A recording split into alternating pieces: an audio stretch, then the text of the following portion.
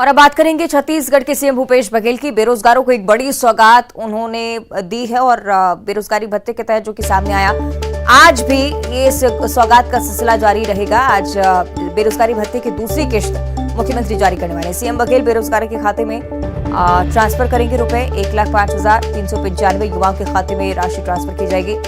32,35,25,000 रुपए की राशि ट्रांसफर की जा रही है। बेरोजगारी भत्ता उसकी पहली किस्त पहले से ही मुख्यमंत्री जारी कर चुके हैं। दूसरी किस्त का समय आज मुख्यमंत्री खातों में ये राशि ट्रांसफर करने वाले हैं। बेरोजगारी भत्ते को लेकर हालांकि सियासत भी लगातार बढ़ी प्रदेश में, लेकिन इसी बीच मुख्यमंत्री की तरफ से ये घोषणा कि दूसरी किश्त आज जारी की जानी है। तो आज 32,35,25,000 रुपए की राशि ट्रांसफर की जाएगी। 1,05,395 युवाओं के खातों में ये राशि सिंगल क्लिक के जरिए ट्रांसफर होगी। सीएम बघेल बेरोजगारों के लिए बेरोजगारी भत्ते को लेकर पहले ऐलान कर चुके थे। बजट के दौरान पहली किस्त जारी हुई, उसके बाद लगातार विपक्ष की तरफ से भी हमला। कई दलों ने कोशिश भी की सरकार को घेरने की, लेकिन उसके बावजूद ये योजना और ये जो क्रियान्वयन था, प्रोसेस, वो लगातार चलती रही और आज दूसरी किस्त मुख्यमंत्री जारी करने वाले हैं। ऐसे कि ममता हमारे साथ जुड़ रही हैं, उनका हम रुख कर लेते हैं। ममता, क्या कुछ होना है आज उस कार्यक्रम के तहत? मुख्यमंत्री भूपेश बघेल दूसरी किस्त जारी करेंगे।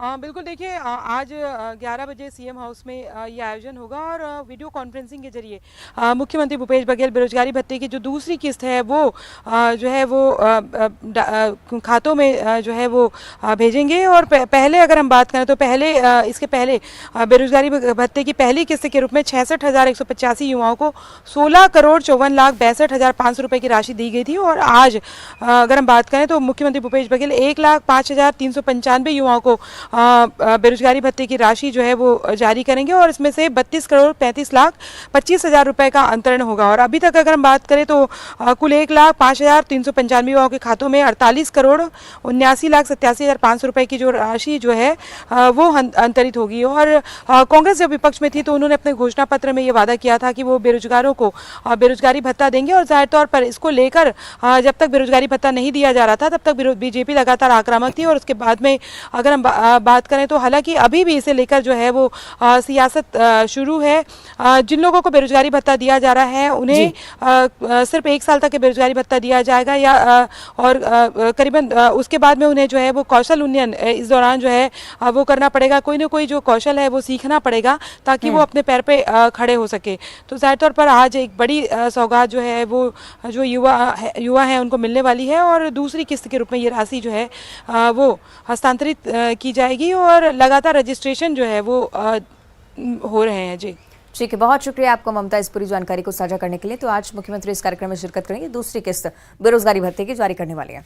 आगे बढ़ते हैं सूरजपुर से अगली बड़ी खबर, जहां जिले की 3 पंचायतों में ब्लैकआउट की स्थिति है।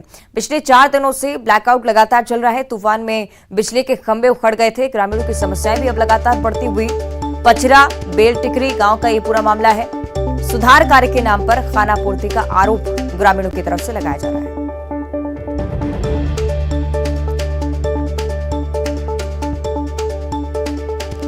तो सूरजपुर का ये पूरा मामला हम आपको बता रहे हैं। पिछले 4 दिनों से ग्रामीण बिजली की समस्या से जूझ रहे हैं। ये भी आरोप है कि विभाग की तरफ से सुधार कार्य नहीं करवाए जा रहे हैं। खानापूर्ति की कोशिश लगातार चल रही है।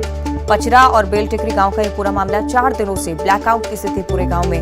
लगातार यहाँ पर लोग परेशान होते हुए, तूफान के चलते यहाँ पर खंभे उखड़ गए थे बिजली के और उसके बाद से अभी तक बिजली को खंभों को सुधारा नहीं गया।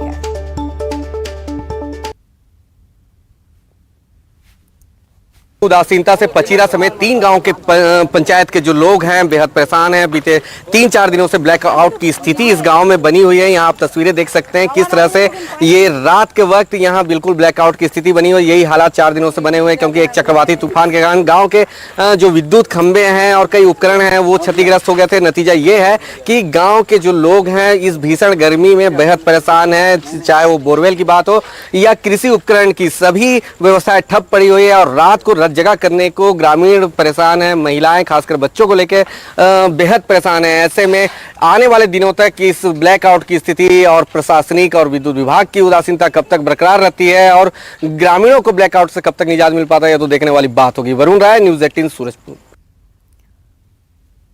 आगे बढ़ते हैं, बात करेंगे खरगोन की, जहां पेट्रोल पंप से 15 लाख की चोरी हुई है। बड़वा के पास इंदौर रोड स्थित पेट्रोल पंप पर यह वारदात हुई। फ्यूल लेने आए दो युवकों ने गले से चोरी कर ली है। चोरी की वारदात सीसीटीवी कैमरे में भी कैद हुई है। नाकेबंदी की पुलिस तफ्तीश में जुटी हुई है। नाकेबंदी कर पुलिस की तरफ से यही कोशिश कि आरोपियों को जल्द से जल्द पकड़ा जा सके।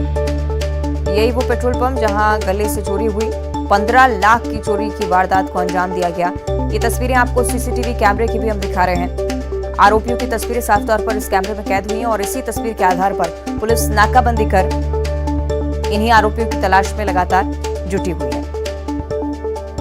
फ्यूल लेने आए दो युवक गले से चोरी कर ले गए रुपए। हालांकि पास लगे सीसीटीवी कैमरे में पूरी तस्वीर कैद हो गई है। इसके आधार पर पुलिस आरोपियों की तलाश जल्द करने का दावा करती है। बड़ी वारदात, 15 लाख रुपए की चोरी पेट्रोल पंप से। पेट्रोल भरवाने के बहाने आरोपी यहां पर पहुंचते हैं और मौका देखते ही गले से रुपए लेकर फरार हो जाते हैं। देखिए कितनी आसानी से युवक यहां पर बैठा, गले से पैसे निकाले और यहां से फरार हो गया। किसी को कोई धमकाने की कोशिश नहीं, आसपास किसी को शक ना, उसकी बिल्कुल हलचल भी नहीं और आसानी से रुपए लेकर ये व्यक्ति यहां से फरार हो जाता है। दो युवक थे, दो बदमाश थे जो यहां पर पहुंचे, चोरी की वारदात को अंजाम दिया और उसके बाद यहां से रफू चक्कर हो गए। हालांकि अब चूंकि जैसे ही अंदाजा लगा इस पूरी वारदात का, पुलिस को सूचना दी गई। सहयोगी आशुतोष इस पर ज्यादा जानकारी देंगे। आशुतोष, क्या कुछ हुआ है वारदात के दौरान और पुलिस की तरफ से अभी तक क्या कार्रवाई? अवंतिका, मैं बताना चाहूंगा 2,15,000 की ये चोरी है और बड़े सुनियोजित तरीके से चोरी की गई। बड़वा से करीब 3 किलोमीटर दूर ये पेट्रोल पंप है और ये मंगलवार रात की घटना बताई जा रही है। अचानक दो लोग पहुंचते, चोर हैं और आयल लेने के लिए 2,000 रुपए का नोट लेके एक युवक पहुंचता है और बोलता है कि आयल लेना है, 1 लीटर आयल दे दिया जाए। तो उन्होंने कहा इतने कम पैसे में 2,000 रुपए का नोट बहुत बड़ा नोट है, इसको खुले कराने में दिक्कत आएगी।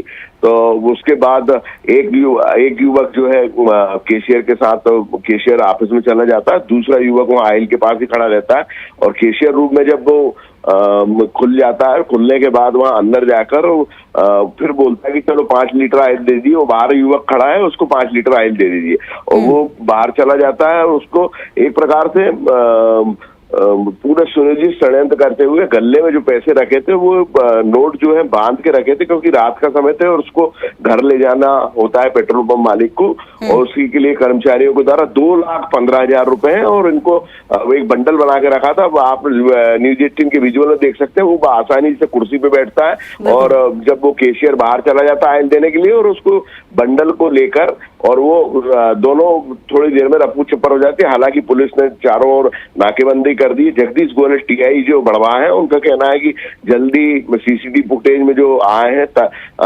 फुटेज आए हैं उसके आधार पर विवेचना की जा रही है और जल्दी ही आरोपी को पकड़ने के प्रयास होंगे। ठीक है, बहुत शुक्रिया आपका आशुतोष जानकारी के लिए।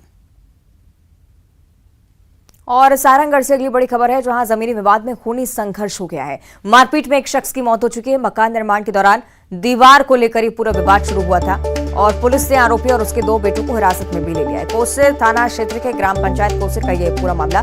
बस्तर क्षेत्र में शिक्षक के तौर पर मृतक काम कर रहा था, लेकिन उसके बाद ये पूरी खबर सामने आई है। मकान निर्माण के दौरान दीवार खड़ी करने को लेकर यह पूरा विवाद शुरू हुआ, खूनी संघर्ष में तब्दील हो गया। मारपीट के दौरान एक शख्स की मौत हो चुकी है। आपको बता दें कि शिक्षक के तौर पर बस्तर क्षेत्र में ये व्यक्ति काम कर रहा था और जमीनी विवाद के चलते उसकी मौत हो गई। मारपीट की गई इस शख्स के साथ। पुलिस ने हालांकि आरोपी और उसके 2 बेटों को हिरासत में लिया है। पूछताछ लगातार चल रही है। मकान निर्माण के दौरान दीवार को लेकर बताया जा रहा है कि पूरा विवाद शुरू हुआ, उसके बाद मारपीट तक बात आ गई। खूनी संघर्ष की स्थिति तब जब मारपीट में एक शख्स की जान चली गई। सारंगगढ़ का ये पूरा मामला आपको बता रहे हैं। पुलिस ने आरोपियों को फिलहाल हिरासत में लिया है। कोसिर थाना क्षेत्र के ग्राम पंचायत कोसिर का ये पूरा मामला। बस्तर क्षेत्र में